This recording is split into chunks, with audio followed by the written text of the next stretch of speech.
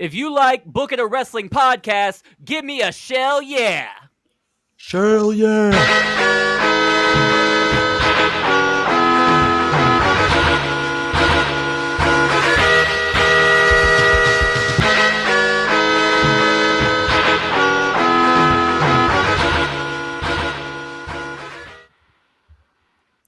Welcome to Book It a Wrestling podcast for the fans, by the fans, where we book, rebook, and revisit your favorite wrestling storylines. I'm your commissioner, Lil X Fudge, and today we are here with your GMs, Damone D Money. You're not going to use my name that I have on the screen? No, I'm not. As a white man from Oklahoma, I think that would not go over well. Bad guy Kenny. Oh yeah. Yuck. About the 12th return of Hi-Fi Mike, I think we're on. Party on, Garth. And the fourth return of Primetime Travvy T. Hey, why you got a cookie jar of my dad behind you? Looks like a bald fat man with a goatee. That's my dad. Oh, it's Stone Cold. Okay. Yeah, The that's way one you of said the it, weirdest so finds I've ever seen out in the wild. But, yeah, welcome back to Book It. We are continuing on in the BookItVerse tonight. So for those of you who have missed us and missed our content, this is a great night for you. We had to take a little bit of a break following WrestleMania weekend because everybody wanted to see the Raw after with John Cena as your new 17-time World Heavyweight Champion. And we had just consumed so much wrestling, our brains were melting because I believe most of us watched most of NXT Stand and Deliver, WrestleMania Nights 1 and 2, TNA Unbreakable. I watched, of course, Rebellion this past weekend. Fucking gas. And then if a couple weeks ago we suffered through Dynasty and some of us are still depressed about it. Not me, because So I ain't rest- watched that shit. The thing with Dynasty is there were good matches. Oh, yeah. And then there was the end. But it wasn't like It wasn't a the top one tier. before. I forget its yeah. name. Revolution. It wasn't like Revolution. The Revolution was the good one. Dynasty was trash. Yeah, Revolution There's was a lot of- so good until the ending, while like Dynasty was just till the ending. Like, Yeah. It was a lot of botches. Like, we had There was two no match. good matches. The rest of them were trash. Yeah, there was no match of the year contender on Dynasty. But I will co-sign what John said. TNA did go crazy. TNA did go crazy. yeah, Rebellion last night. I'm still like riding a high from it. Like, I had some fellas over and we were just popping like fucking crazy for Ali and Santana and Ultimate X. Leave it alone. I'm still feeling that.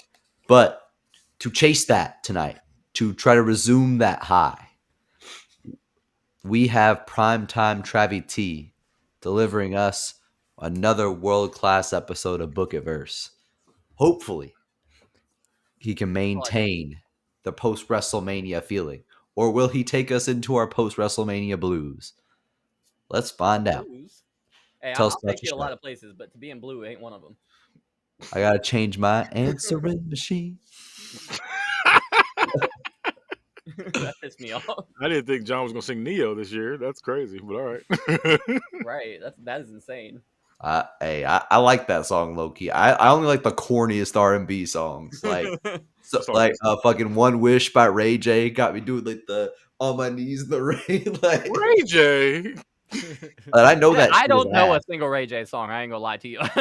There's no way you don't know One Wish. I hit it thought first. Damone was laughing this entire time. He's frozen. Oh, I thought he was laughing this whole time too. I was he like, got man, I got him giggles. weak. Oh, we just got a worse frame of Damone there for a second. I was like, ugh. Yeah, we got behind the scenes, Damone. I didn't like that. Not at all. That was like Yeah, Damone I was in a laughing smoking in side of the a back restaurant. I was laughing and my camera just went no. It did say he had low FPS. Mm. Well, What? It said that he You had got a low his first-person shooter. I hate it Yep. here. dang it. frames per second. We know about Yeah. first-person shooters down here where we got constitutional carry. Oh, no. No. A Southern ex-white man came out. Run, Kenny, run. I was not a black show this time, so that's good. Now that version of me will say Damone's name. John, your hair really is growing in a way that every day you look more like Garth from Wayne's World. I do want you to know that. I don't think he looks much like Garth right now at all. I get I that think he shit looks very so much like him. Give him the thick rimmed glasses, he'd be spot on. He looks like Xena the Warrior Princess. I like it. I like the look you're going He looks for. like Xena from LFG. Yeah. Shout out to you. I'm gonna have to look that reference up to see if I should be hurt or flattered. Both. Yeah. Okay. I mean, she's a girl, so that's the start of it. All right, are we ready? Can we put Big Travvy up there? I mean, Damone's frozen again, but yeah. He'll be all right. Bone looks like a still shot of a after a Hood movie.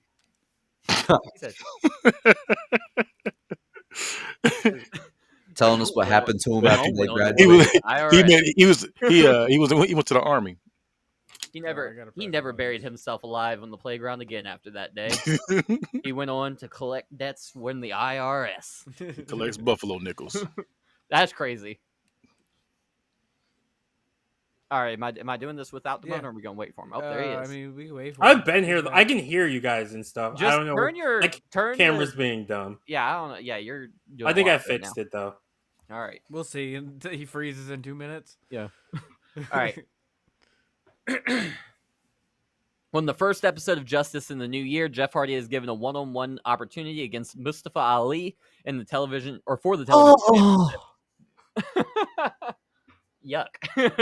Yeah. And that wasn't Kenny this time. Sorry, Jeff and Ali take each other to the limit, but Jeff is able to catch Ali with a twist of fate, followed immediately by a swanton bomb. Hardy goes for the cover, and the referee's count gets to 2. Before he can count 3, the lights go out. When the lights return, Raven is seen sitting in the corner of the ring with his arms outstretched on the bottom rope, and the referee is out cold on the canvas. The Justice commentary team of Gorilla Monsoon, Bobby the Brain Heenan, and Damian Sandow sell the shock of seeing Raven. Raven has been missing in action for the last 10 months with no sight or sound of him. Without warning, Raven leaps to his feet and lays Hardy out with a Raven effect DDT. The second Hardy's head hits the mat, the lights go out again. When the lights come back on, only seconds later, Raven is gone. Ali capitalizes on Hardy's downfall to retain his TV title. The next week on Justice, we see a vignette of Raven explaining his return. The vignette is shot in black and white and sees Raven pacing through an abandoned warehouse, slipping in and out of the shadows as he speaks. For 7 days and 7 nights, I've heard the echoes of the masses. Why, Raven? Why? I've heard the whispers as loud as the screams. I've heard the pleas for answers, the begging for reason. Funny. All I hear are the same questions I've been asking you for months.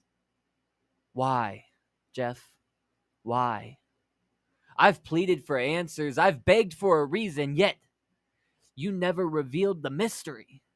I've watched your career rise and fall, ebb and flow. I've watched you achieve your greatest accolades, and I've witnessed your most horrific failures. The camera flashes to a close-up of Raven with shadows concealing half of his face.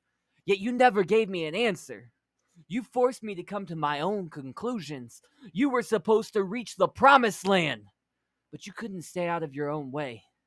What is it that keeps dragging you down from your rightful spot atop the industry? The camera flashes back to the previous scene of Raven pacing through the shadows of the warehouse. What drives you, Jeff Hardy? What drives you to kill yourself in front of these imbeciles night after night? The camera flashes to a new scene that shows the silhouette of Raven sitting with his head down and hair draped over his face. I know your truth, Jeff, and the truth shall set you free. Quote the Raven, nevermore. The next week on Justice, Jeff Hardy makes his way to the ring. Jeff mentions Raven's return and subsequent attack on Hardy, as well as the ominous explanation Raven gave last week. Jeff Hardy wastes no time calling Raven out to the ring to face him man-to-man. Hardy waits a moment as the camera shows the empty stage. Hardy begins to get frustrated as he realizes Raven isn't coming out. Jeff gives into his frustration as he begins to respond to the questions Raven posed last week. Raven, you asked why, Jeff, why? Why do you keep performing these life-threatening stunts in my matches? Why do I keep diving off of ladders? Why do I keep crashing through tables? It's because I love this. I love these people. Sometimes the closer to death you get, the more alive you feel. So I will continue to throw caution to the wind to make sure that I give these people an experience of a lifetime, no matter what it costs me. As he says this, a raven lands on the top turnbuckle, and Jeff Hardy stops his promo as the raven catches his eye. Jeff Hardy's mic can seems to just fall to his side as he stares at the bird perplexed. Then the bird flies off into the shadows of the rafters. A spotlight is shown, and we see Raven perched in the rafters with the bird resting on his forearm.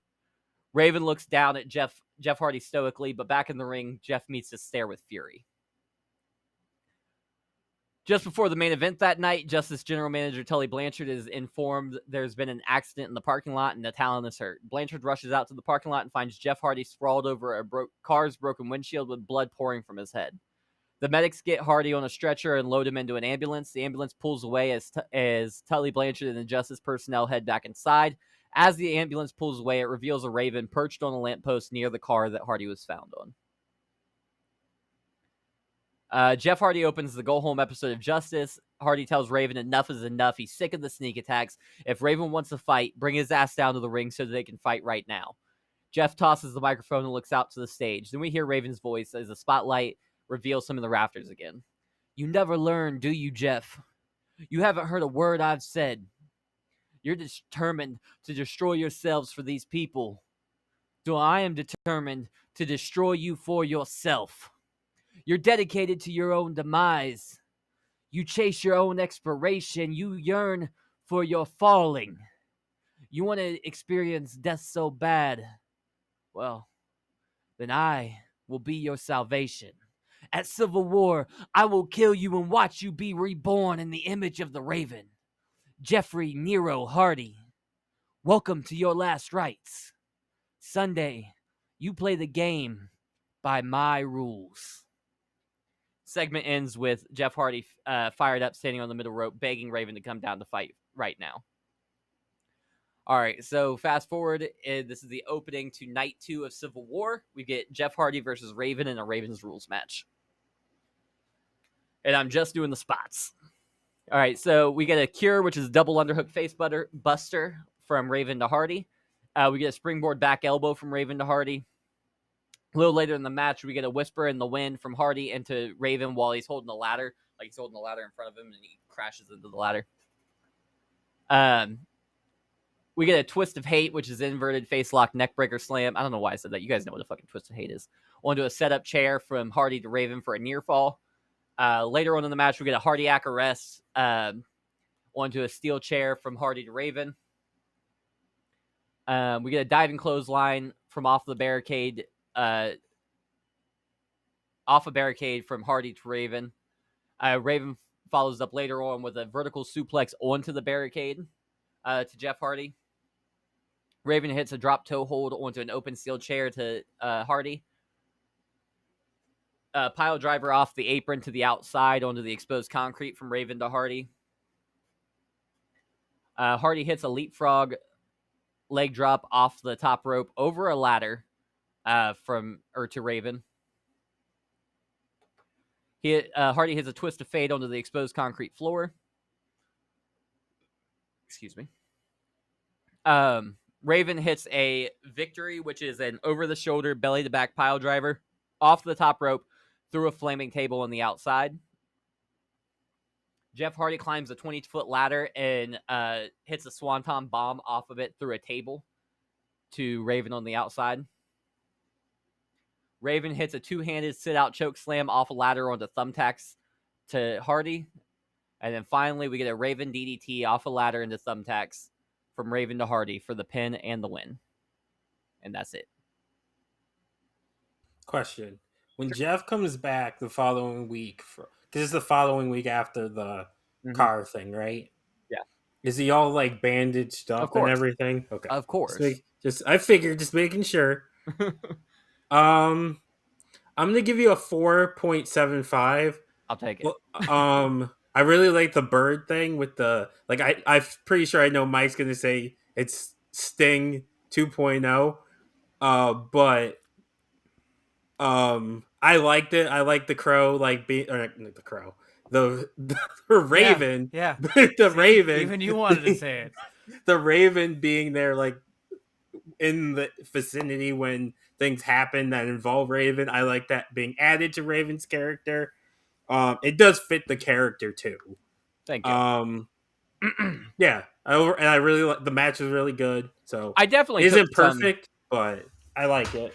I definitely took some inspiration from saying like the rafters Right. thing. Oh, I yeah. honestly forgot about the bird. And the crow, the Yeah, I mean, he said the To bird be you guy gotta, fair, in I the- Mike, feel like you gotta Sting think. Hold on, barely used that. hold on. for- I it was was only born. once. It only needed I to be was done born in once. '96. Okay, so like I didn't It watch doesn't- Sting he- in WCW like that. Like I'm just putting that out there. So like That- every that detail clip's of the been played character, I don't over know. and I over saw and I over saw it all again. on TNA. We know how I feel about TNA. Boo this man. Boo. Boo. But Damone was TNA is drinking like canon. an outlawed beverage over there. I hated that. It was all everything about Damone was crispy except for the drink in his hand. It was distorted. I was like, ugh. but speaking of booing this man, I'm gonna be a surprising hater on this one. Okay. Not like a severe hater, but like you'd expect me to see Jeff Hardy big spots and a good promo from him. Like yes, $5, but I did have a few issues with it. Okay. One, you're also gonna be surprised I say this. I needed you to Travis this up a little more. The build was a little short for you. Yeah. Normally, like especially with your Raven builds, you normally do a lot of yapping, and I get that you're trying to like shave some of that. Yeah. I think you shaved a little too much, That's fair. especially because you had Jeff Hardy cutting some god tier promos. I think this could have used like one God more. Tears is a stretch. Like let's. I think I did a good babyface promo. You did a of good like baby face. God Tier is. Bro, let me give this man his mid threes and praise the good parts. Like, shut the fuck up. Like, but like, um, I think this could use like one more like back and forth promo segment. I agree. I think that going 4 weeks for this was my mistake. I should have made this feud start like maybe with the last pay-per-view and go Yeah. longer because all these other feuds have both shows because it's it's Civil War, right? But this Yeah. show only had 4 shows total or this match only had 4 shows total to sell their thing. I think it needed a slower burn. So I'm not mad at that. Yeah, and I also think that the build didn't warrant some of the spots. I know this is gonna sound old head of me, and I would have popped for those spots regardless. But like, But it's I'm Raven's going to push back rules. on that. Right, it's Because a Raven's the rules the match. basis of the story is that Jeff Hardy, instead of doing what's smart, does what the fans want him to do. He does the things that the fans are going to cheer for the most. And Raven said, if you're so hell-bent on killing yourself, I'll kill you and make you reborn in my image. So he's trying to beat him into submission, where Jeff Hardy's still trying to show he can win matches, big matches, his way. So that's why the spots were as they were. yeah, And it would be Well- weird to be doing a Ravens rules match where he can use ladders and do all that stuff and then have him not do any of it. oh, I wasn't saying they shouldn't do any of it. I was saying like, some of these spots, like because we had the flames and ladder spots and attacks, like 20-footers instead of regular. It was like up there on the extreme. Yep. But like he put them on even more crack. Like, but this is gonna be kind of like low for me, but still decent. I'm gonna give this a 335. I'll take a 335. Yeah, I also agree with John. I felt like this wasn't the blood feud like you thought it was. I understand what you were saying, but I just didn't feel like it was. It didn't need to get to this, in my opinion. I'm not mad at the match. The match was good, but I just didn't feel like it needed to get here. I'm also at a 3. I'm at a 3.25 though. I don't do that 3.35. Like I feel like a DDT like off a ladder on attacks is like for That's a somebody lot. like you want to like fucking. I don't know if you guys have seen Jeff Hardy and Raven matches, but I think that they I would mean, go I as have. I extreme get as what you're possible. getting at, but like the old head in me came out a little bit. I thought the match was fine. I mean, the match was the match. You got the spot you wanted to get in. There was some, I agree with them, some crazy spots. I did not think the story was. The story to me was. It was okay. Okay. It What would did you? feel, and I will say yes, it felt to me like Sting, but also I don't agree with Damone. I don't think it felt like Raven. I felt like it. And maybe it was the way you delivered the promos. It was. You're It gonna say was Bray Wyatt. Yeah, the Yes. second promo from Raven, I went into Bray Wyatt for It like the was- first half, and I had to like pull the myself whole out. time you did a Bray Wyatt promo, and I know Okay. your Bray Wyatt promos, and I was Yeah. and it's not just Bray that you do all your scary promos the same way. Yeah, You deliver, and I get that, but trying to break the illusion. So to me, I was like, all right, I'm watching Bray Wyatt and Sting inside Raven's body. Okay. To be fair, Hold on, to be before we go fair, any I would further- say before we go any further, I just want to put this out there, Mike. You do no accents, so if you want, I could grade you on your. No, you're promos right. as Mike. I don't. No, this is just Mike, so I'm going to give you a bad score because it's. You're just right. Mike. I don't. So I I try. feel like that's fair, right? That's fair But grading. You're grading me on my voice and not on my content. I didn't give you a score yet. I'm just putting that out there. But the story I don't feel like that's points, fair feedback. the story points, and the way it was written, I just felt like it wasn't there. Okay. It was baseline. Like you got the points that you wanted to get, but I don't feel like they were delivered as hard as you wanted them to be. Okay. That's where I'm at on it. It felt plain. It felt short. I actually do think the match felt short, which is weird saying that to you.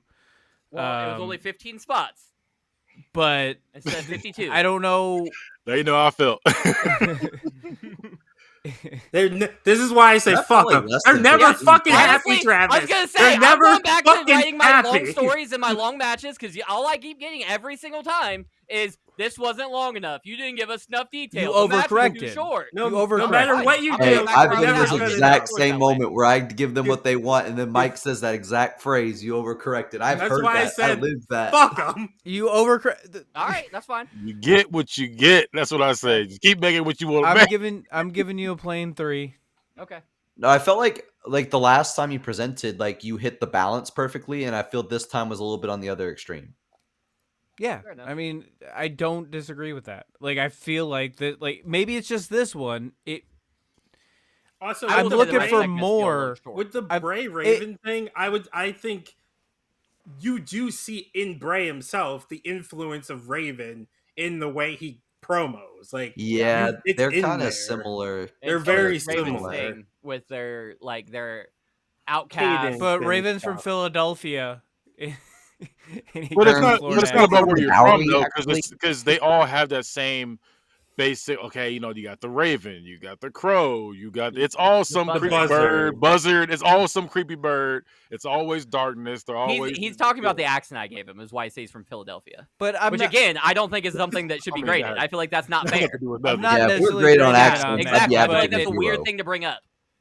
Because he's born in Philadelphia, I'm just born saying, and like, raised. I just think that's odd. Like, On the I feel like if playground I was did where he that to spent you, if most I of said, his "Oh, days. you didn't do any character voices," so I'm gonna. I I'm didn't gonna say it make a took any point of that. points off for it. I'm just saying that's how it felt Yeah. when you gave it to me. What would happen to me if we were grading accents? Exactly. Right. Exactly. I'd be fucked. I mean, That LeVar Ball would let me have ask, you let so me ask the low. class. Does anyone else think that was included in his scoring? Probably. Okay, in there. thank you. That's what you presented it as part of your critiques. So I have to believe you took points off for that. Well, I didn't, but Okay. Is that everybody? Yeah.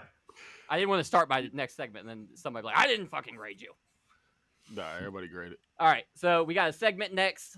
So backstage, we see GPW's new assignee, Nick Aldis, talking to a staff member when William Regal and the Kingdom of approach. Ah, Nicholas, it's great to see you. You're well, I assume. Regal greets all. They're about to have the same voice too, just so you know.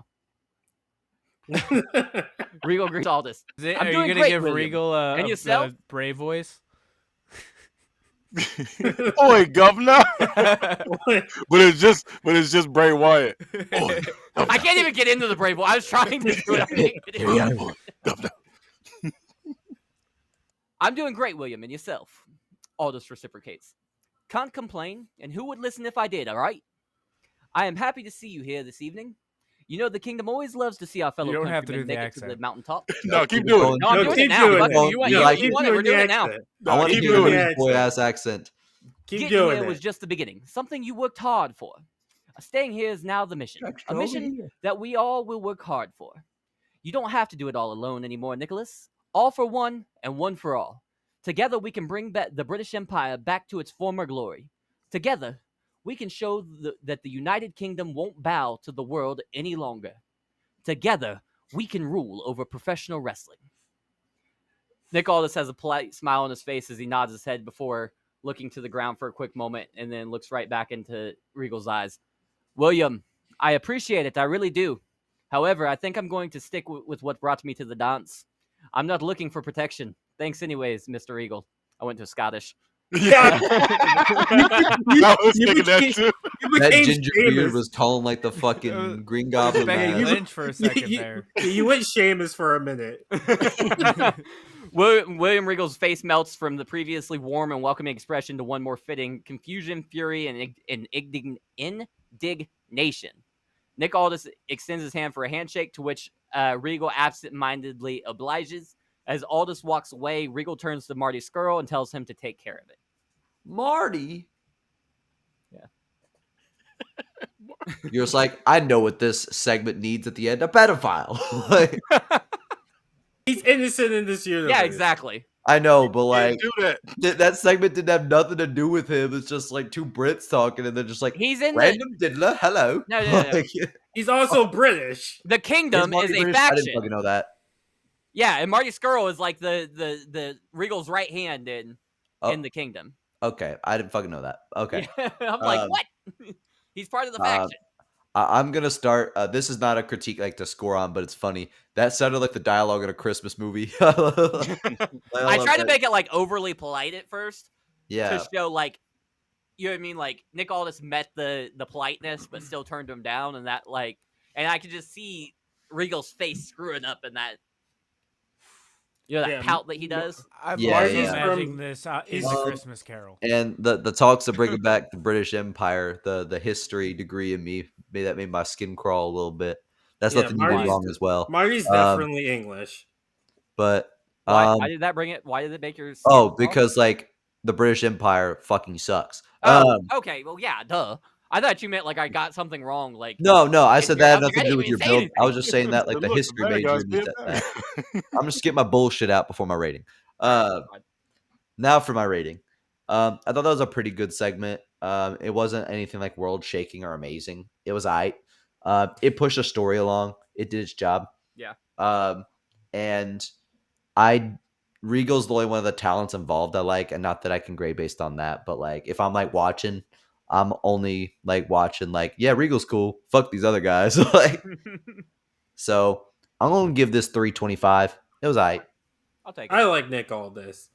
He's okay. Like, It makes sense. I understand why you don't like him, John, or why you don't like.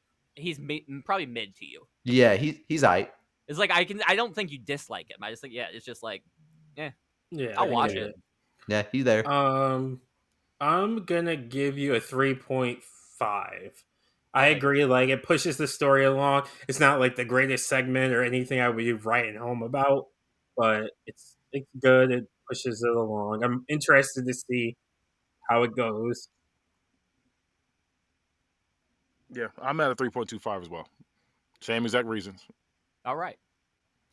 Just Mike. put me down for the same thing at this point. Just the Dickens of it all. I'm here for it. Hey, I don't want to Imagine give another Travis had man an Dickens. umbrella. He was just talking. Pip pip cheerio. All right. Where are we at? Okay, 30 minutes. More? We got one more match, one more segment. More. Can I have some more? Am I more than you bargained for? Harry Potter. Harry Potter? Did you put your Harry name Potter! on the fire? Harry Potter! And then he calmly said, I hate that. That's my least favorite part of the whole everything in the movies. I hate. I was just ready for that part when that part happened. I was like, oh, this is great. He did it every way but calmly. Shaking him. Did you do this? Yeah, he had him up by the throat. holding the wand to his head. I'll kill you right now, you bastard. Why is he? Calm. Why is he Irish? That's the only accent I got. You did an old time British one here a minute ago, and then it turned to Irish. It's like Well, the longer I Travis can't do it, goes, yeah. the Real further Travis he goes doesn't into come out of Europe. The Yeah. more north it goes. Yeah, the further he goes into Europe. Here in a minute, It's I'm like like it Scandinavian. Starts like with like a Cockney accent, and it just goes up from there. Yeah, What'd it's you call me? traveling. Cockney, you're a Cockney. Whoa. No word, Wow. no need for that kind of language. That's what I'm saying. We're explicit. It's all right. All right, this match is a little longer than the last one, so buckle up. It's gonna All be right, too after long winning now. a lengthy feud with the Motor City Machine Guns, Global Tag Team Champions Paul London and Brian Kendrick move on to new challengers. At November's Proving Ground, Lundrick put their titles on the line against Glacier and Mortis, providing a successful defense. Then they ruined it. You had a good match, then you ruined it. Well, this is the background. This isn't the match Okay. we're doing. I'm just giving you what they've been doing in between the two pay-per-views. Yeah, you ruined it with Glacier. No, you added to it.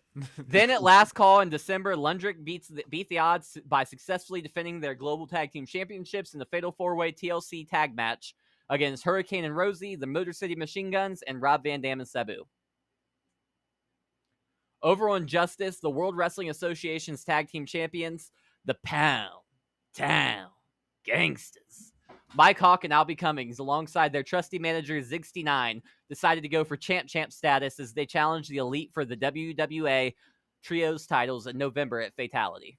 They came up short in that attempt, but brought themselves back into the win column by defending their titles successfully against Big E and Kofi Kingston of the New Day at One Last Dance in December. All right, so now that's done with the catch-up. Now we're on to the main course.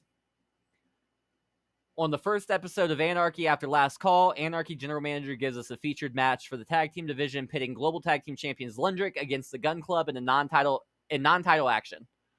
The match is a fast-paced affair, and after about 9 minutes, Lundrick is able to secure the victory with a shooting star press from Paul London to Austin Gunn for the pin and the win. After the match, GPW.com reporter Christy Hemme catches Lundrick backstage. Lundrick puts every tag team in the world on notice. Lundrick are the best tag team bell to bell in the world today, and they're on a mission to make tag team wrestling fun again. That same week on Justice, the Pound Town Gangsters make their way to the ring. After dressing down the crowd, 69 tells the audience to pay attention because class is in session. Zig tells the crowd that at GPW Civil War, they don't care if it's a SWAT team, a set of machine guns, or some hooligans cosplaying as pro wrestlers.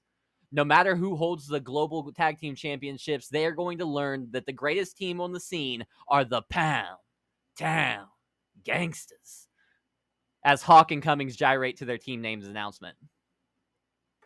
On Anarchy the next week, we get a tag team contest between Lundrick and Glacier and Mortis. The two teams have a great back and forth match, and late in the match, all four men are knocked out with simultaneous super kicks.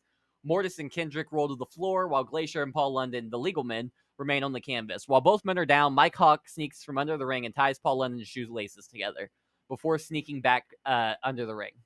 Paul London eventually begins to come to and tries to pull himself to his feet. Once he stands up, he realizes the problem. Stumbling and hopping around the ring, trying to get to Kendrick for a tag, but Glacier rolls him up with a schoolboy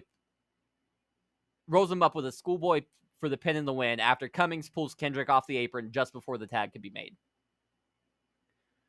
The next week on Justice, WWA Tag Team Champions, the Pound Town Gangsters, go head-to-head with the Kings of the Black Throne, Aleister Black and Brody King. The Kings of the Black Throne make their entrances and await the champions. The Pound Town Gangsters begin their entrance, but before they make it too far, the camera cuts back to the production truck, and wouldn't you know it, Lundrick are in the truck. And they seem to have the pyrotechnic controllers in their hands. The screen becomes a split screen as we see Lundrick beginning to push several buttons, and on the other screen, we see pyro exploding seemingly at random back in the arena. As soon as the pyro begins, Mike Hawk jumps out of his skin, tripping and falling down the ramp in the process. Mike Hawk curls up in a field position, holding his arms over his head until the pyro stops. When it's over, Cummings and St9 help him to his feet, but point out the white tights he had on before the match now have a large yellow spot in the front. Mike Hawk looks mortified as he covers his crotch with his hands and runs to the back, leaving Albie Cummings and Zig69 to face Black and King alone. In the end, the Kings of the Black Throne are able to get the victory. Next week on Anarchy, we see Lundrick backstage drinking protein shakes, setting the cups on a storage box in between sips and conversation. Pierre Carolette approaches and asks them if they have a second to discuss their match tonight. Lundrick says, sure, no problem, and they head to Ouellette's office, leaving their protein drinks behind. Seconds later, PGG arrives on the scene. Sneaking around backstage in comedic fashion, they slink their way up to the protein drinks silently. They look at the drinks, then to each other, then back to the drinks, and back to each other, over and over again, increasing speed between transitions until they nearly smack into one another skull first. At this point, 69 walks up and grabs both men by the head, stopping their heads, and then presents a vial. The camera zooms in like a SpongeBob gross-up, and we see the vial says X-Lax. Mike Hawk unscrews the first shakes and puts a few drops in, replaces the lid, and shakes well, as Cummings does the same to the other. Just as they finish, we can hear Lundrick coming back. PTG narrowly escapes as Lundrick grabs their drinks. There they are, London says. Kendrick takes a sip of his and looks at it confused. Does yours taste funny? London takes a sip, ponders for a second, and claims his tastes normal. Kendrick must be imagining something. The two of them walk off camera to end the segment. Later that night, Lundrick goes up against the Samoan SWAT team, Jimmy Uso and Solo Sikoa. The match is a fairly standard tag team match, but then something seems to shift. Paul London begins selling his stomach intermittently. Then, on the apron, Brian Kendrick begins squatting and holding his stomach. Finally, both men look at each other and then drop out of the ring and start scrambling up the ramp holding their rear ends. The Samoan SWAT team ends up winning via countout. Later that week, on Justice, we see Paul London and Brian Kendrick sneaking around backstage in cartoony cat burglar outfits. Lundrick comes across two luggage bags with the PTG logo on it. They take the bags, look into the camera, and do the shh with their finger to their lips, and then sneak off with PTG's gear. Later in the night, PTG make their entrance. Hold on, I scrolled too far. Later in the night, PTG make their entrance against the Lords of the Ring, Nigel McGuinness and Wade Barrett, but when Albie Cummings drops his ring coat and starts gyrating, the entire crowd erupts in laughter. Cummings and Hawk get pissed and start talking down to the crowd. Even their opponents are laughing. And when Zig and Hawk ask what they're laughing at, and they point at Albie Cummings, who has his back turned to Hawk and Zig. When the other two members of PTG turn to look, they see Albie Cummings' bare ass. The two freak out and have Cummings look over his shoulder into the Globaltron. Cummings freaks out and backs into the corner to try to hide. The cameraman just goes behind and continues showing Al's bare ass. Mike Hawk drops to his knees in front of Cummings to try to help his best friend. Hawk wraps his arms around the waist of Cummings and covers his ass with his hands. Cummings looks around with disgust before pushing Hawk off of him and shouting, "Don't touch my cheeks, man! What's wrong with you?" Cummings takes Zig's blazer off his back and wraps around his waist, and PTG flees up the ramp and backstage. The next week, on the Go Home episode of Anarchy, we see Lundrick getting ready to leave the arena when Alicia Fox stops them and tells them how important it is for them to win their match at Civil War. Lundrick ensures her that they will be leaving victorious on Sunday night. Lundrick hops in their car, but when they turn the keys, both men are covered in pink paint that's spraying from the dashboard. On the final episode of Justice before Civil War, PTG are in the ring. They dress down the crowd, and Lundrick, in their typical braggadocious attitude, PTG guarantees victory at Civil War against Lundrick, because while Lundrick might be PTG is the shit. This prompts Lundrick to make their way to the stage. They say it's funny that PTG chose those words to describe themselves, because in all honesty, Lundrick couldn't agree more. Lundrick says that's exactly why they got PTG this nice surprise. PTG look around perplexed for a moment until fecal matter falls from the ceiling, covering PTG and knocking them to the canvas. Albie Cummings dramatically flops around in the shit in the ring, while Mike Hawk trying to swim his way through the shit and out of the ring, and 69 crying because it got in his hair as the segment ends. All right, now on to spots. We get a mushroom stomp from London to Cummings. Cummings hits a Tasmanian Devil, which is a discus lariat, into an elbow drop as they hit the ground to Paul London. Hawk hits London with a 5-star plex, which is a 5 rolling German suplexes. Lifting DDT onto the apron from London to Hawk. Dual suicide dives with from Brian Kendrick and Paul London onto PTG. Kendrick hits Hawk with a captain's hook, which is a grounded reverse chinlock. Transition from an inverted headlock takeover. Mike Hawk goes to the second rope and hits a gyrates before hitting a middle rope splash onto Kendrick. Cummings hits Kendrick with the walls of every hoe, which is an elevated Boston Crab. Brian Kendrick hits Cummings with a sliced bread number 2 for a 2 count. London hits a running shooting star press to Cummings. Cummings hits London with a springboard DM dive, which is a springboard elbow drop. Hawk hits the motion in the ocean on London, which is a worm. Paul London hits Mike Hawk with a 450 splash for a near fall. Kendrick hits a left turn at Albuquerque, which is a turning frog splash on Hawk for a near fall. Followed by a whirling twirlixer, which is a diving somersault corkscrew plancha to Hawk again for a near fall. Cummings locks in the love lockdown, which is a body sleeper Kimura to Kendrick. Later on in the match, Kendrick hits a leg lariat over the top rope to Cummings. Later on in the match, Mike Hawk pulls a pogo stick from underneath the ring, and Hawk begins hopping on the pogo stick on the outside of the ring before bouncing up and over the top rope, taking Brian Kendrick out with a crossbody. Hawk hits a flip the script to Kendrick, which is a lion salt. Albie Cummings grabs Brian Kendrick, and Mike Hawk grabs Paul London, and the two men set up for their finish. PTG point to each other across the ring and hit simultaneous gyrations, and then hit the hooligans with a stroke and a goddamn Russian leg sweep. PTG covers both men for a simultaneous 3 counts in the win.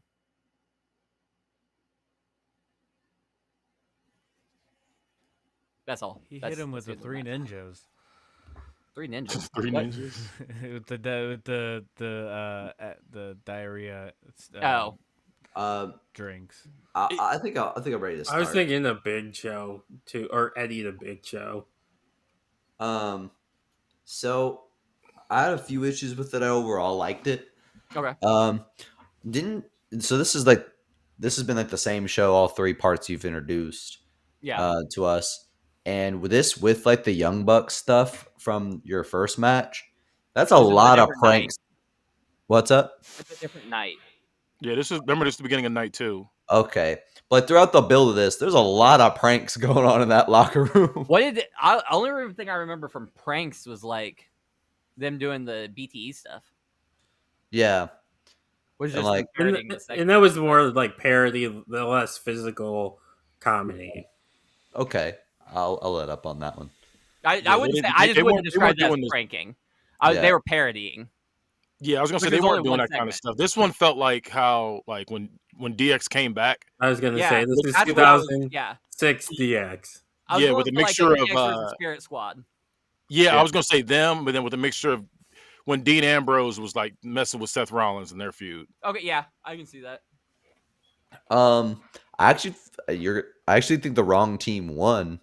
I feel like even though we won, I feel like we weren't presented in like. No, I'm not saying we should have been presented in a winning light.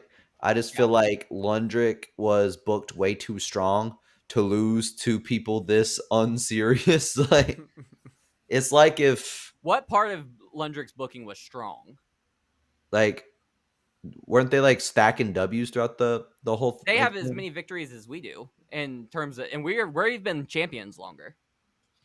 The only victories they got in the build was their previous feuds. They didn't. Neither team won any matches in the build up. But yeah, I mean, I feel like they were booked like much more like a real. Because they were both pulling pranks back and forth, but I still feel like they came out looking a lot more serious than we did somehow. I don't agree, but that's fair. That's how it came off. I can't change your perspective. Yeah, and then what was I gonna get at? I kind of lost it, but I feel like I feel like the wrong team won. That's the point I'm making. I feel like Lundrick should have won that, even though I did pop for a lot of like our antics and stuff like that. I like the scat spot. I like the. Of course you do. You freak. Let's say freak.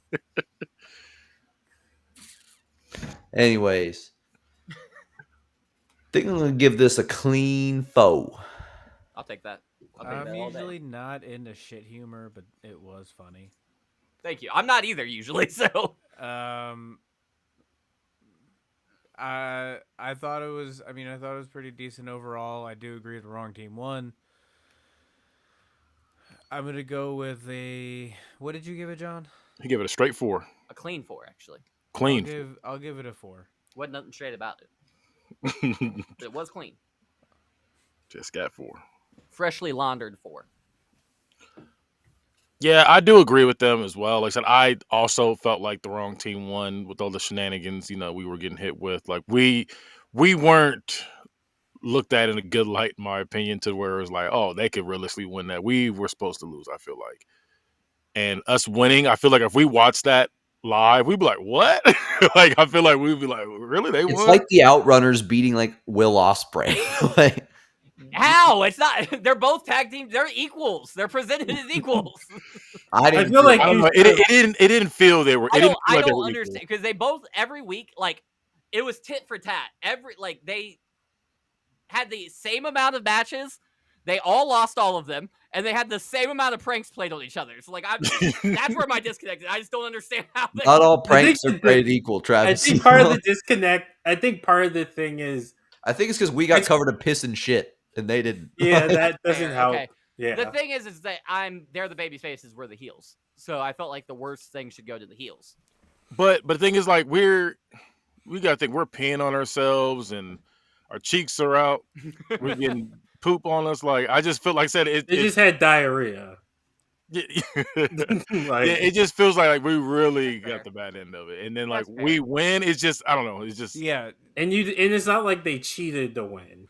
Well, sometimes that feels part. like I was gonna think that part too. But we I won will say clean. that I was just since you guys have been telling me that the wrong team won, I've been thinking about how like I probably should have had them at least cheap to win. Yeah, I was gonna say, like if we got a quick little roll up like schoolboy pin, that's one thing. It was we won clean. Like, And Yeah. they pinned both of them. It's not Well, like the you thing only is, pinned God one damn of them. it, You spoiler pinned alert, both. but this is probably the only time I'm going to be able to goddamn hit a stroke at a goddamn Russian leg sweep. he said we're gonna lose. He said we're gonna You lose could've- after this. We be You losing could've- a lot. So it's like, golly. Electric be booked strong as shit. Let's just Hey, get it'd one. be like that sometimes. Look, I had the Rude ones win, or no, Rude ones win. Rude ones lose a lot, but they had to. But yeah, because that wrong men winning is kind of like, and then them winning clean too. I'm at a 3 point. I'm gonna go to 3.75. I don't think it was a straight 4, but I'm gonna go 3.75. Well, we've come to the part of the show where I'm the hater.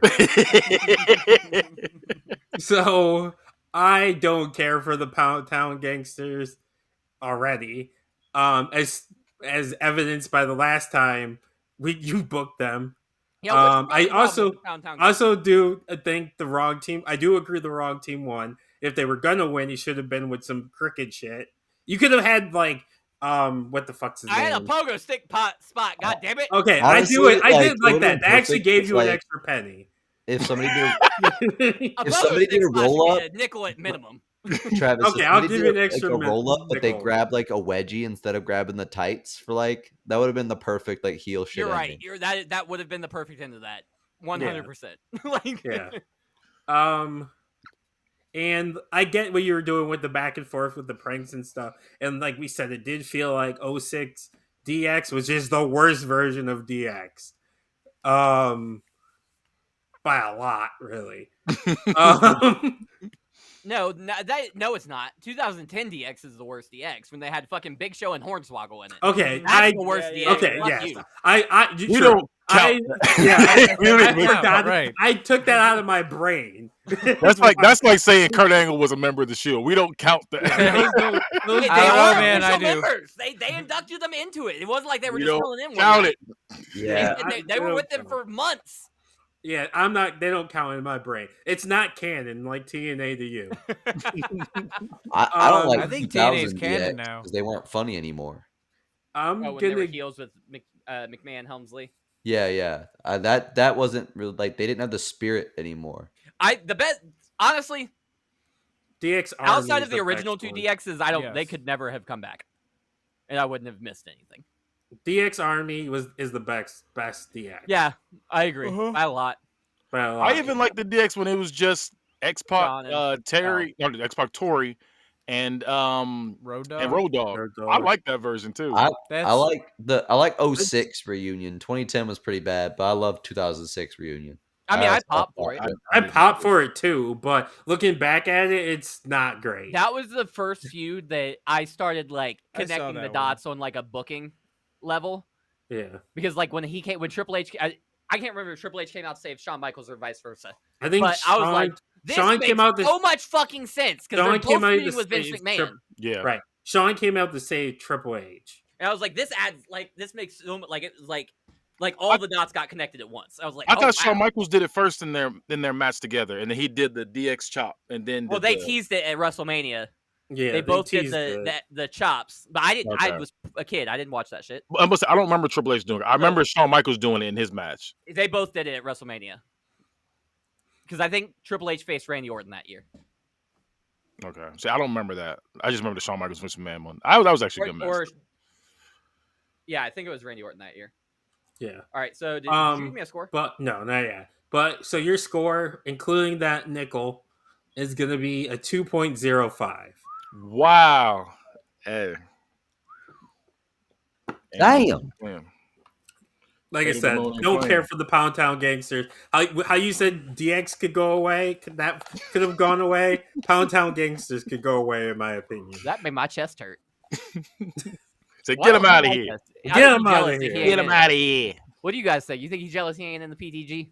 That's all it is. If we let him in, he'd be the Hornswoggle. We'd be like, yeah, exactly. fine. I can see Damone Damone being really it. wanted to Damone will have get a shit in barking his fit. hair. He would just Not be, me, not me being a I hornswoggle. was gonna say you'd be the Horace Hogan. Horse Hogan. Wow.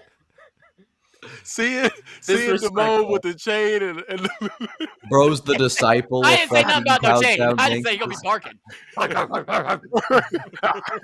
All Tell me my, Damone ma- don't look like he bark. all my- right now. all my matches are dog collar matches. that's crazy. That's a specialty match. Y'all added extra stuff in there that I didn't have. I'm just put that out there. We put that out there. Me and Rick Steiner are a tag team. Ugh. That's a nasty That's tag. the Dog ugliest days tag Gremlin. team of all time. Yeah, that pissed me Introducing off. the kennel Junkyard Dog. as the manager. Yeah. Wild. Gremlin and the Gremlin face Road, dog. Road Dog, Jesse James. Let's get them all together. The dogs. And they're gonna come out to Braun Breaker. It's Who Baja let Man. the Who dogs let out? the yeah? Who? New BookItVerse idea. Nasty. Don't do it. Road Dog. So, was it- oh, all the dog. That's great. How much And then more they you have to got, do the Travis? kennel from hell match as their specialty, actually, How much you got left? where they got the dog shitting. 1, 2, 3, 4-ish paragraphs. It's Okay. a little bit after the fourth paragraph, but it's not much. It's like 2 lines, so not Well, I much. meant like how much? Like just so one match left, pretty much. One segment. It's one segment. That's good. Segment. One Okay, segment. one segment. Okay. That's what I'm saying. It's not very long. So. Okay. Backstage, we see Steve Austin talking to Alicia Fox, and we hear Fox tell Austin that she doesn't book matches during premium live events. If he wants a shot at Ric Flair's global championship, he needs to wait and talk to her on Tuesday at Anarchy before she says she has other items that need her attention, and she excuses herself from the conversation. What? As she walks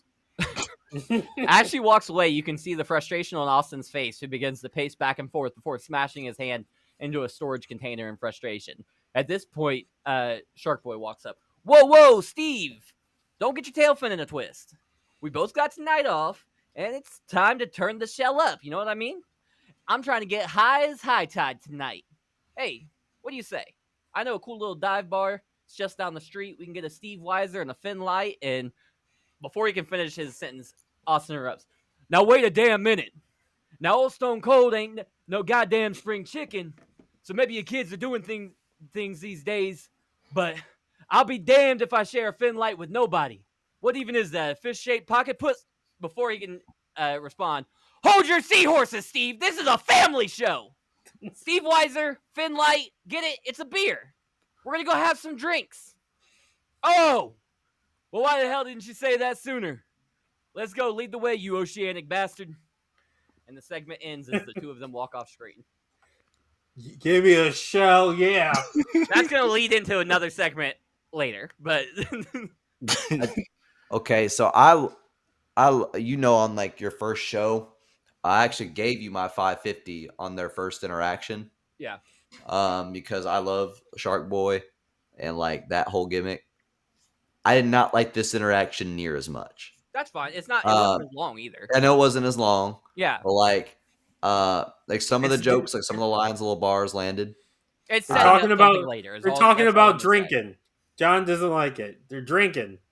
Bro, it's Stone Cold and Shark Boy. I don't care that We'll they're put drinking. this out there for everybody to remember. They're going to a bar. Is it a spoon involved? It may be a spoon involved. It might be a dirty spoon involved. It might be a but dirty we can't spoon. rate it on that. We have to rate it on. What That's was fine. given I'm just to us. telling you. I'm getting your hopes. So I ain't trying to get you to rate. Yeah. Also, No. Mike, I'll be goddamned if you're the one that's going to speak up right now. Sit there and shut the fuck up. Hey, You got so I many don't segments present rated. it on 2 different nights. That's not. Listen, Travis, I'm remembering. At least when I all of split this my feedback. segments, I split it on one I night. got you, big dog. You're good. Travis, if you take us to the Rusty Fork, I'm gonna be so angry with you. The rusty fork is crazy. But I didn't think like when the first time they interacted, I felt like it all landed really well, and I feel like some of the bars didn't land on this one. So because I really wanted to like this, it didn't very much. It hurt me a little bit more. Mm. I'm not gonna go all the way down to Travis mid, but it's gonna sit between your mid and my mid, and it's gonna get at a 275. Okay. It made me sad that I didn't like it. Oh, I'm sorry. God damn. Yeah, I'm not where he's at. I'm a little bit higher than that. I'm just at a mid, so I'm just got a 3. I am interested though to see where you're going with it, but yeah. I appreciate that. I do think I will like it. I just don't yet. Yeah. There's just only so much I can do to set this up. I was gonna tell you I would hold my action, aka hold my rating to the next segment. It's only fair. I appreciate that, Damone. So I'm not giving you a grade yet. Appreciate that. Can you do that? Can you do that? Yeah, can you do that? Mike's done it multiple times. Yeah, every episode Mike does. I don't this, give so a y'all shit. don't say I'm not anything about it. arguing against that rule. I don't give a shit. I'm arguing. Nobody's arguing against you. You're the one. Like that's you're like being- Mike does it. does. You are the I'm example. using. You're the one that does it. Hey, I love when wait, Mike's wait. full I'm rested. I'm not You the get only good one who content did it, when by the Mike's way. rested. We've all done it. You've done it Wait, more wait, than wait. us. You're saying- I did because I actually split it throughout the same show. I have not. No, because the rule has always been the way it was. As soon as I stopped coming on shows, that's when y'all changed it up. And it was only for you, Mike. It wasn't for everybody. Where we like a segment starts in like this part of the show, but we don't end like in the Right, first I'm fine part. with rating it And then, later. and I then we don't wait care. until the end till we get the all the segments and then rate it because Right. it is. I do understand. I understand both ways. Where it's we go off of what you presented, we give you the rating. But then I also understand where if you give a small segment at the beginning that's like 10 seconds long, but you want to present it because it matters for the end, holding on and waiting to the end. So I've decided I'm refusing to give a rating at this moment. I'm going to wait till these segments are completed. But wait. I'm fine with So that. my thing about this is, because we're waiting till a whole new episode to do this. I don't remember us ever doing that. Well, because usually It's just Mike it does one continuous show. Yeah, but usually when he does that, we end it that night, like at the same episode. Is what I'm saying. I don't think we've ever had a rating That's pending probably for the an only entire difference. episode. And It's still it comes technically the into- same It's all the same episode. show. It's We still just the have to same wait show. for it. You just have to wait a little bit. You just gotta you Okay, gotta remember edge a the little week now. bit. Basically, if he would have finished writing it, we would have it all tonight. It's a cliff. We're leaving on a cliffhanger. I mean, I don't care. Y'all can grade this segment. I was expecting. Have the you segment to be already graded. written? Have you Yeah, already actually, yeah. written? You want to the- hear that the segment too? Yes. That's gonna make the. I Does already it got that matter? done. Does it matter in the order of your show? Like just mine would know always that there's matter. a- In the, There's a match in between. Pretend you Okay. just experienced the match. Okay. A big gimmick match with lots of fighting. Okay. and violence. Lots of Does fighting. it connect to the segment? The match? Yes. No. Then I don't need to know about it. Okay, that's what I'm just saying. Yeah, like yeah. in your head, like whatever. Yeah, I like, understand so what you you know mean, this yeah. the layout, and I will represent this.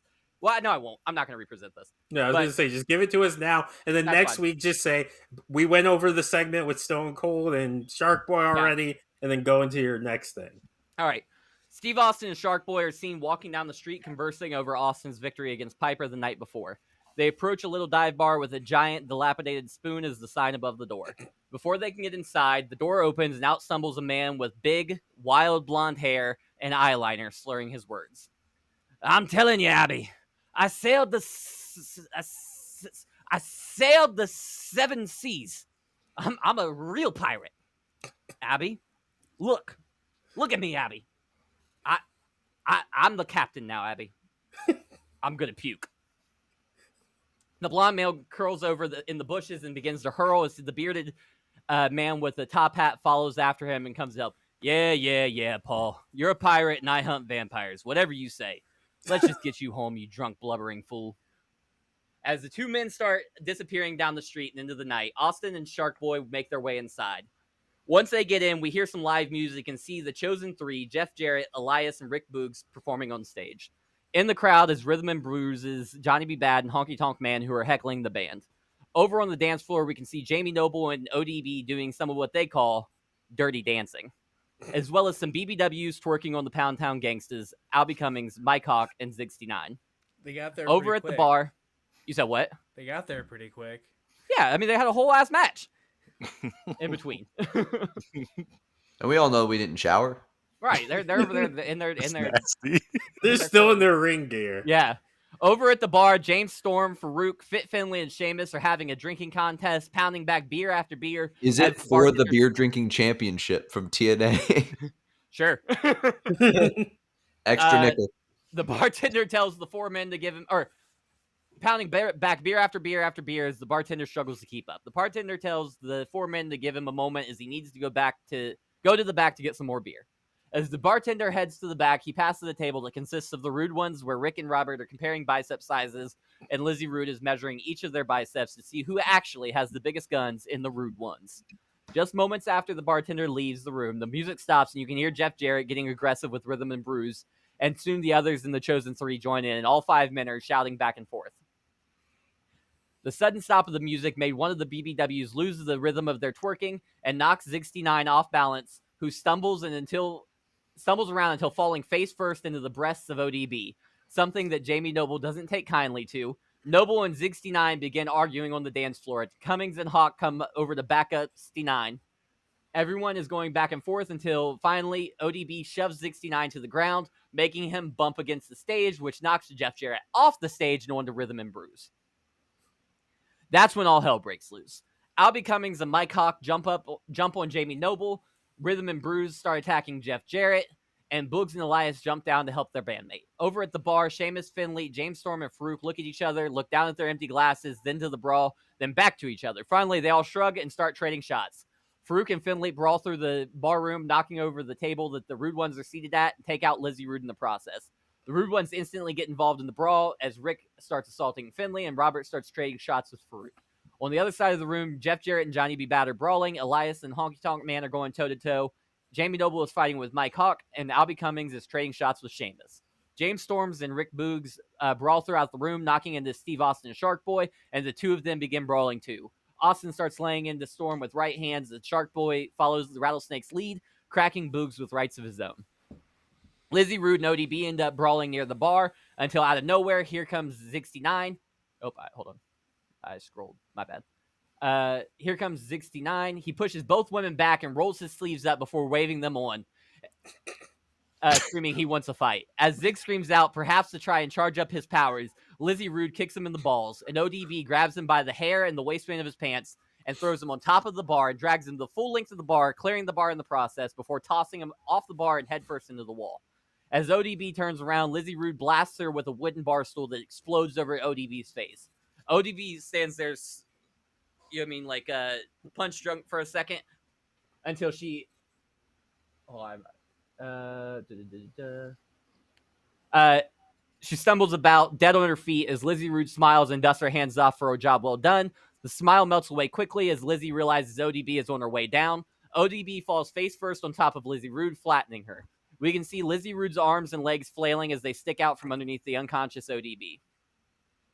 Over on the stage, Honky Tonk Man smashes a guitar over Rick Boog's head, and Jeff Jarrett smashes Honky Tonk with a guitar shot of his own.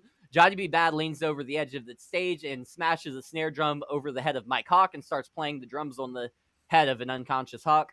Cummings grabs hold of Bad and drags him off the stage, nailing him with several knife-edge chops before Irish whipping Bad headfirst into the rear end of one of the twerking BBWs. Bad's head gets stuck between two of the BBWs, and they twerk his head back and forth like a tennis ball until he eventually goes unconscious and crumbles to the floor. Cummings turns around and gets a beer bottle broken over his head. Albie Cummings hits a full 360 on one foot before stumbling around and shadowboxing for a bit until he crumbles to the floor. Shark Boy leaps off the bar and nails Jarrett with a deep sea drop diving somersault stunner off the stage.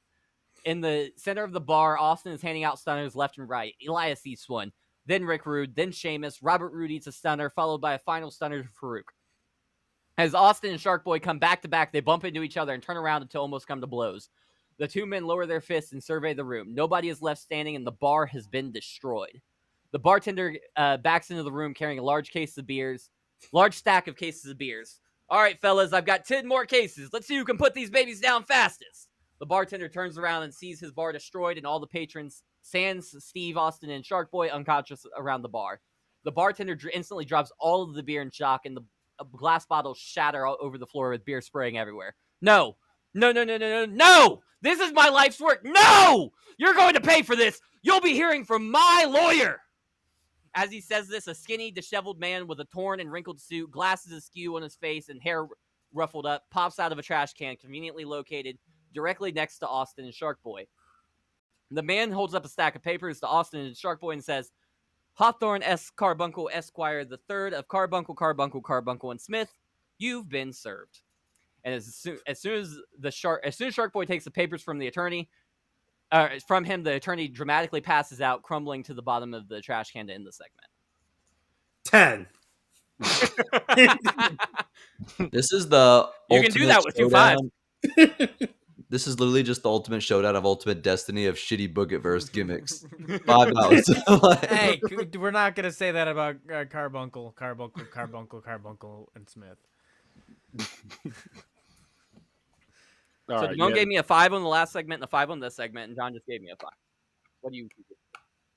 You said your book on the first segment. I gave. I do it separate. So the first one was the 275. This is the 5. Yeah, I know. I'm saying Damone gave me 2 5s. Fuck him. Oh, Damone did give you 2 5s? I mean, he said 10. Yeah, 10. That's 5 and 5. I didn't know if he was actually okay. I'm just going off what he said. I don't know. I would. So are we rating the two parts separately or together? I guess, yeah, separate. Okay. I don't know. So if we're rating them separately, I'm giving the first one a straight 3, and I'm giving this a 4.5. I'll take it. Yeah, I felt like the setup wasn't necessarily needed. I think we could have done everything in the bar. Probably. I agree with that. So I just felt like it was, it kind of weighs it down as storytelling wise, in my opinion. The second half, I'm gonna give it a 5. Okay. The setup, I'm gonna give it a 2.5. Okay. It's still a 7.5. It's not how that works. Well, total is That's how averages work. Divide it by 2 to get a statistical average, making it 5 plus 2.5, 7.5 divided by 2, which equals 3.5 plus 1, so I'll make it a 3.65. If you look at me and Damone, you see the math. Do that Steiner math. But yeah. That's all I got. All right. You're welcome, Travis. I'm glad I fought for that. Thank you. Me too. Yeah, I'm glad that we ended on that and not just the setup, because that would have pissed me off. Yeah. Well, I was thinking about doing this anyway, but I was like, then I'm only gonna have 2 matches for the next show, and that's all I got. Like, so that's all I got. Well, right, another That's one. fine. It'd be like that sometimes. It's fine. That segment was fire. I can picture all of that shit happening in my head, like the whole thing, and the bartender coming back, like not knowing any of this shit is happening, It's coming like waddling that scene back in in Community. and being I'm like, glad you "What the popped for fuck?" Paul Burchill and Abraham Lincoln. Yeah, I did. So next week, expect a bit shorter of an episode of Book It, as Travis is just going to be presenting the final I'm going back matches. to writing long stories. So Oh, fuck. y'all get Okay, maybe expect the same length if we get in the Travvy 3 T of hours. old. 3 hours for 2 matches. No, That's that's crazy. overcorrecting the other way. Hey, I kind of miss it. It's nostalgic now. You need to I like want to fall asleep and give him a 3. mid-correct. It's all right. Like, That's crazy. He's waking up 3.25. I think that should do it. but so Primetime, the presenter of the day, where can we find you? Everywhere on the social medias at I am Travvy T. IAMTRAVVYT. Now get me off the screen. Mike, can we find you anywhere yet? No, leave me the fuck alone. Fuck him. D-Money, what about you? You can find me on all the bullshit not owned by Elon Musk at DumbMoneyT13, DAMONEYT13. And Bad Guy, tell him about your 37 shows. You can catch me on all social medias at Bad Guy Spoken. Catch the Bad Guy Spoken podcast on YouTube's, and you can also catch Unbiased the Football podcast. GTK throw little you like this, and you can see Hood Movie Review. We review all your favorite and not so favorite hood movies, and you can also catch Geek in the Sheets, where we argue all things anime, Marvel, DC. I don't know, You missed an Lord of the important Rings, all motherfucking. that stuff. You said what? You missed an important motherfucking sheet. And then last is Not a Real Court, where we argue things like best fruit, because we're never doing best vegetables. It still hurts me to this day. And we are actually doing the Christmas movie. I can't wait for it. Oh, so For a on movie review. movie reviews, How the Grinch Stole Bitches is coming soon. I'm going on that episode no matter what. I can't wait to watch that shit. But also update to the imaginary best vegetable episode. What y'all feeling about lentils? Because them shit's good. Lentil? Fuck off. No, I had lentil soup one time, and that was awful. It tasted like Yeah. somebody ate it and then spit it onto my bowl, and I ate Yeah, it. fuck off. Like, Lentils are I- goated. Fuck y'all. I barely acknowledge it when you said celery. Like, I was gonna kind of let you have it. But fucking lentils? Lentil. What the hell? Hey, put some Go respect straight on lentils. the hell. Do not pass go. Well, actually, chickpeas. Maybe chickpeas. Oh, for that's some even hummus. worse. It's even worse. You're just They making make it worse. hummus, bro. Chick Yeah, hummus is Yeah, but disgusting. hummus is more than just chickpeas. I know, Hummus but fuck is y'all. disgusting. Hummus is Chickpeas skin are gross. paste. That's Y'all what it hate tastes like. fucking Skin paste. Hummus Hummus? is great. Fuck you. Yeah, they're gross. Yeah, It's gross. fuck you guys. And whenever I've gotten a salad, if I love see on there hummus. it's chickpeas, get them the fuck out of here. No, I like Don't some get chickpeas. I'm down chickpeas with out of here. chickpeas. Get tomatoes out of here. Get them you out turn of into Tupac. These are not You vegetable don't like fans. Biggie? No wonder they do best vegetable. They don't eat no vegetables. I do like vegetables. They but shit not bricks. those ones. What are Hey, we talking about? What Like is if John, their that was shit good. was dropping onto the Alright, Pound Town can we Gangsters, end this it would have given them episode? CTE. Yeah, what the fuck is lentils got to do with wrestling? No, John, that was funny. Uh, Okay, that was funny. the Macho Man Lentil Savage. He said he shit brick. But lastly, if you want to find me anywhere, 2 places, well, 3 places. You can go to Blue Sky, Heel Yeah. Pepsi Man, where I glaze TNA, and Don't get help called a him. Nazi by It's the AEW big fans. lentil. Yeah, don't help Um, him. He's still got 3 years on his sentence. And then you can catch me on the Reach for the Ropes Facebook wrestling discussion group. We be talking our shit in there sometimes. It's where the origins of these connections. And lastly, if you fuck with creator wrestlers and you play 2K on PC suffering like I do, then you can catch my creator wrestlers on the Heel Pepsi Man. I put some TNA motherfuckers up there for y'all. But with that said, that's been an episode of Book It. See ya. Bye.